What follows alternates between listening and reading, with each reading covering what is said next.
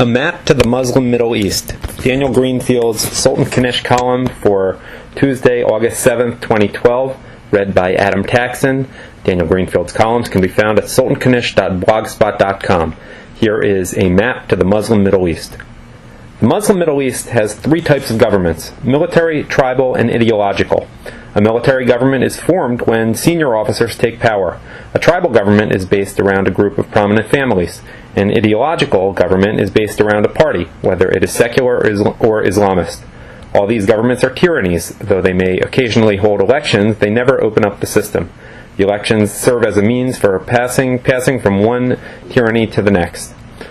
While these types of governments are different in some ways, they are not exclusive. Most overlap in a number of ways.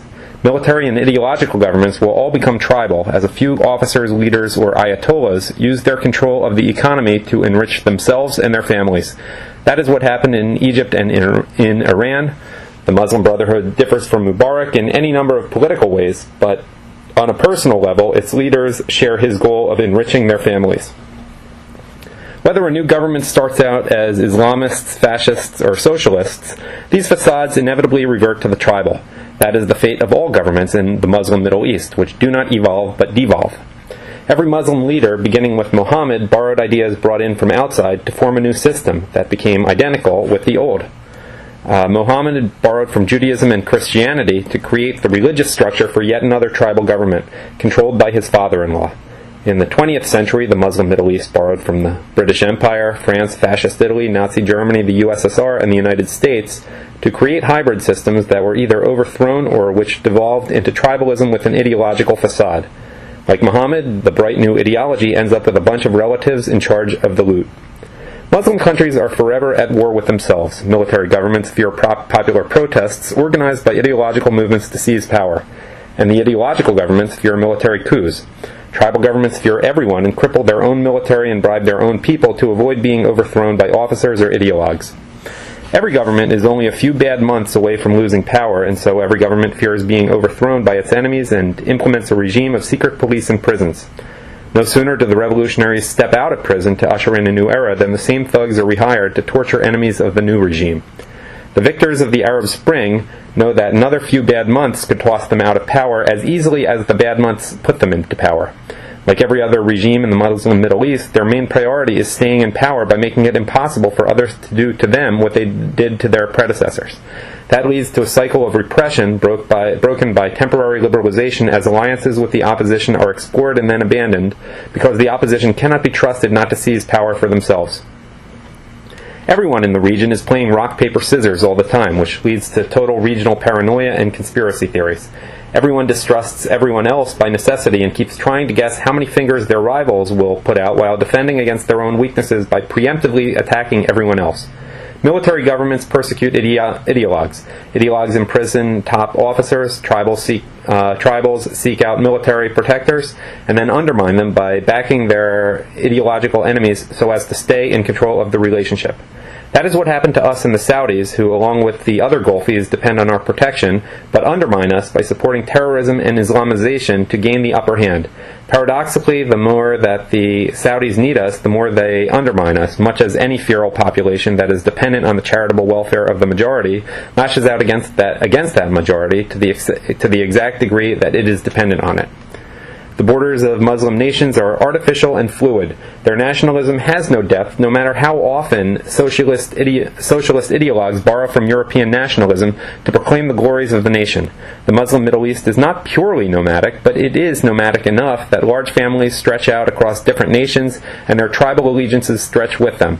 Ethnic groups like the Kurds cross national borders, carrying with them the dream of an ethno-state carved out of the Sunni states that dot the desert. The Palestinians are a fraud, but so are the Jordanians and to a lesser degree the Egyptians and the Syrians. Every nation is an artificial entity ruled over by powerful families or old soldiers who are keeping the whole thing together with guns and bribes, not to mention imported bread and circuses. The British treated the region as a grab bag of clans and backed any powerful family willing to throw in with them. That is how the Hashemite kings and the Arab-Israeli wars came to be. Unlike the Brits, the United States was not interested in an empire, just in oil rights, which is how we got in bed with one of the most powerful families in the region, who became far more powerful thanks to their association with us, and who repaid us by trying to conquer us in their own way. At some point we forgot that the Saudis, the King of Jordan, the Palestinian Authority, and most of our so-called allies are just powerful families with territorial claims based on that power. And even slightly more civilized countries such as Egypt aren't really any better. The invaders who overran them just absorbed more culture and civilization from their conquests and their proximity to more civilized parts of the world. Mostly they're feudal states with skyscrapers planned by foreign architects and built by foreign labor. And if you can imagine Dark Ages Europe striking oil and selling it to industrial Incan mercantile democracies, with the barons plotting to settle and invade the new land, in between cutting each other's throats over rights of succession, then you have a good picture of the Muslim Middle East. No sudden Arab Spring will transform the Muslim Middle East. Uprisings can change governments, but they cannot bring civilization. The Muslim world has access to Western learning, just as it had access to Indian, Roman, and Greek learning.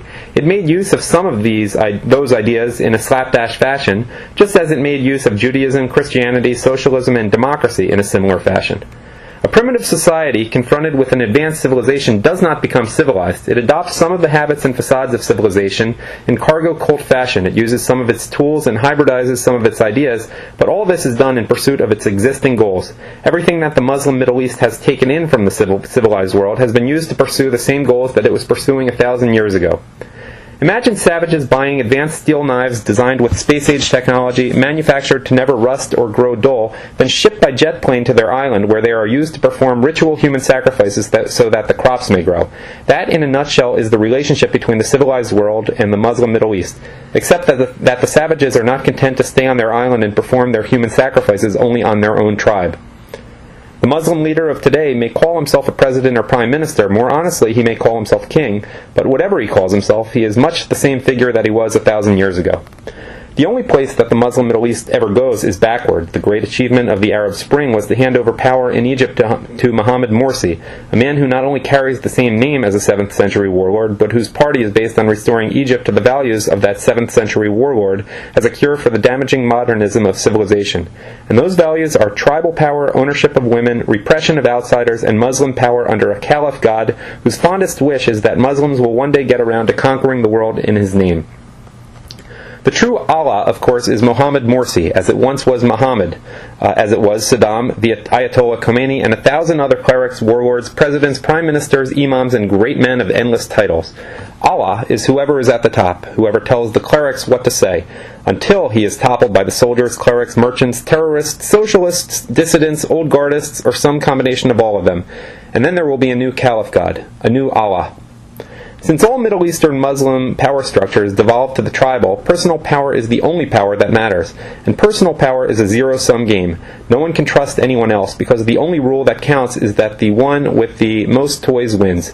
That instability has led to a great deal of tyranny and misery, but it has also made it difficult for Islamic power to extend itself all that far.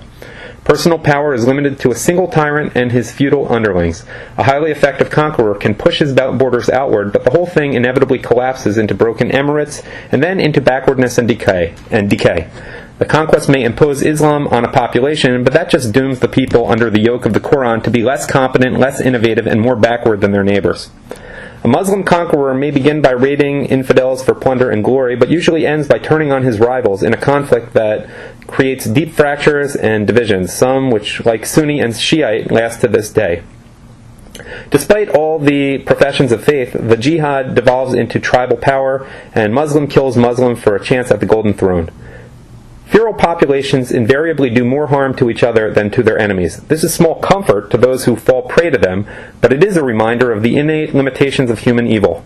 Evil can wield a great deal of power temporarily, but the exercise of that power also devolves and destroys it. Islam is a sharp sword, but the hand that wields it is weak, and the sword turns and cuts its bearer. A feral population can topple great cities and civilizations, but it cannot replicate their achievements until it leaves behind its barbarism and becomes civilized. In the desert, nothing really changes. One day turns into another. The footprints of the past are buried by the next sandstorm, and tomorrow's traveler arrives to marvel that his feet were the first to mark a path that lies buried just beneath his feet. The end.